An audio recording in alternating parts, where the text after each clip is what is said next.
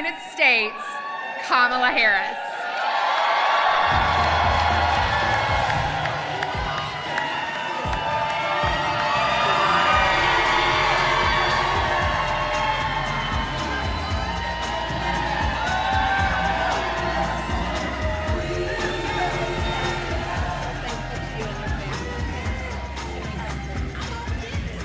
Can we hear it for Kelly? Good afternoon, North Carolina. Oh, it's good to be back. It's good to be back. And I want to thank Kelly for your work and for your family and all that you have given to our country in service. And it is so good to be back with so many incredible leaders. Including my dear friend Roy Cooper. You know, Roy and I served together when I was Attorney General of California and he was Attorney General of North Carolina. I've known him for almost 2 decades and he is an extraordinary leader. And I want to also thank the extraordinary leaders who are our service members and their families who are here with us this afternoon. Thank you all.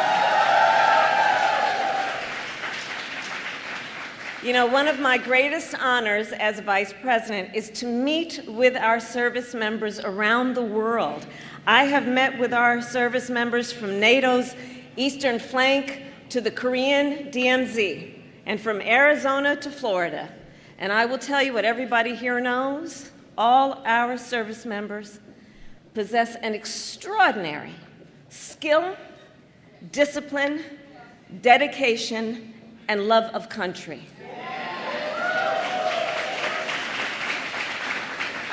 And I know their families serve with equal dedication, and I thank you also. And I say everywhere I go around the world, we are so proud that the United States military is the greatest fighting force the world has ever seen. Which is why President Biden and I are proud to have passed the PAC Act, the largest expansion of health care and benefits for veterans and military families and survivors, the largest benefit in decades. So thank you again, everyone here, and in particular our military members and your families for the service and the dedication that you have shown. So today, we are 110 days out from the election. And while many of us have been involved with these elections for every 4 years practically, nearly every time we will say, this is the one. Well, this here is the one. The most existential, consequential, and important election of our lifetime. And there is so much at stake. Last night was the latest example. So some of you may have heard Donald Trump's running mate deliver remarks at the Republican National Convention. He talked about his life story about growing up in Southwest Ohio, and it was compelling. It's a compelling story. And it was not the full story. Frankly, what is very telling is what he did not talk about on that stage. He did not talk about Project 2025, their 900-page blueprint for a second Trump term. He did not talk about it because their plans are extreme and they are divisive.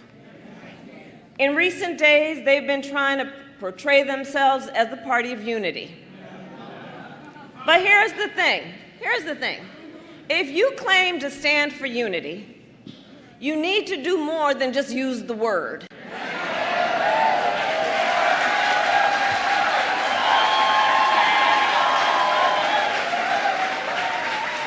You cannot claim you stand for unity if you are pushing an agenda that deprives whole groups of Americans of basic freedoms, opportunity, and dignity.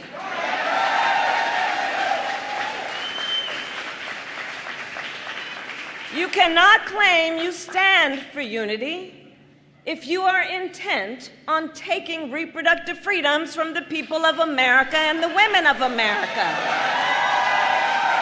Trying to ban abortion nationwide as they do and restrict access to IVF and contraception as their plan calls for. You cannot claim to be for unity if you try to overturn a free and fair election and threaten to terminate the United States Constitution. And you cannot claim to be for unity when your entire economic agenda is designed to prioritize billionaires and big corporations over the middle class.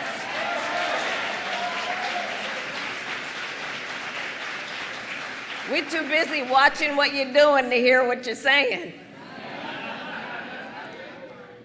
And let us unpack that last point about the economy. This race can be boiled down to a single question. Who fights for you? Now, we know whose side our President Joe Biden is on. He grew up in a middle-class family in Scranton, Pennsylvania, and he has never forgotten where he came from. And I have been a first-hand witness. With every decision he makes in the Oval Office, he thinks about how it will impact working Americans. He understands everyday struggles because he has actually lived them. So, friends, I say the contrast between Joe Biden and Donald Trump is like night and day. But with the selection of his running mate this week, Donald Trump is also trying to distract people. He wants to direct attention away from his record and his Project 2025 plan to suggest that he and his running mate are going to prioritize the middle class. But we are not buying it. We are not falling for the okie doke. As many of you know, I am a former prosecutor. So I say, let's look at the facts, shall we?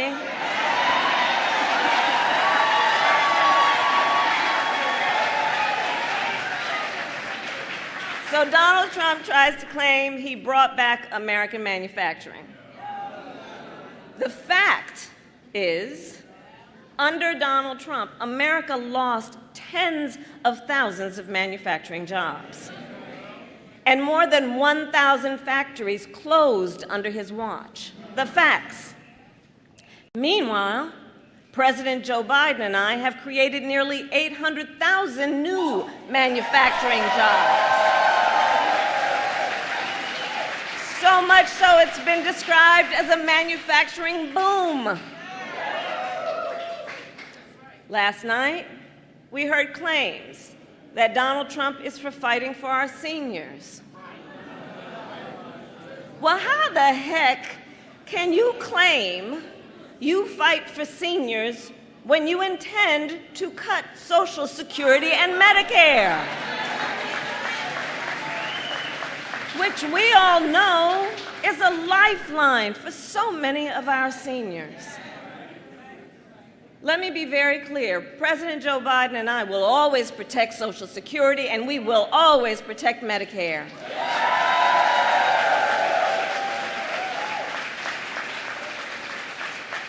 All while we continue to fight to lower the cost of prescription drugs for our seniors. It is President Biden and I that took on Big Pharma and finally capped the cost of insulin for our seniors at $35 a month. Who here has a family member with diabetes to know what that means? Right. But Donald Trump and his running mate intend to get rid of our $35 cap on insulin. They will side with Big Pharma and let them make prescription drugs more expensive. Not only that, on the issue of health care, they intend to get rid of the Affordable Care Act. Donald Trump and his allies tried more than 60 times to end the Affordable Care Act, 60 times, to give insurance companies back the power to deny people with pre-existing conditions. Y'all remember what that was like? Children with asthma, women who had survived breast cancer, grandparents with diabetes. President Biden and I, on the other hand, have made the Affordable Care Act more strong.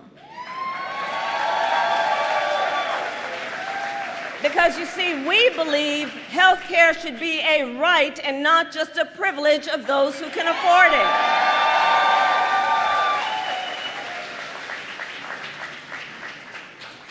Pull up the split screen. Whereas the last administration gave tax cuts to billionaires, we gave tax cuts to families through the child tax credit, which cut child poverty in America by half. And please do note, their Project 2025 agenda would even end Head Start, to take away preschool from hundreds of thousands of our children. On the issue of the cost of living, Donald Trump says he will implement a 10% tariff on all imported goods. Well, understand, independent economists agree his tariffs would increase the cost of everyday expenses for families, the cost of gas, groceries, and clothing. We, on the other hand, have taken on big pharma, the big banks, and big corporations to bring down costs. It is we who have canceled debt, including student loan debt. In fact, testify if you have received it. Indeed. In fact, so far we have forgiven student loan debt for nearly 5 million Americans, and twice as much for our public servants, including our teachers, our nurses, and our firefighters.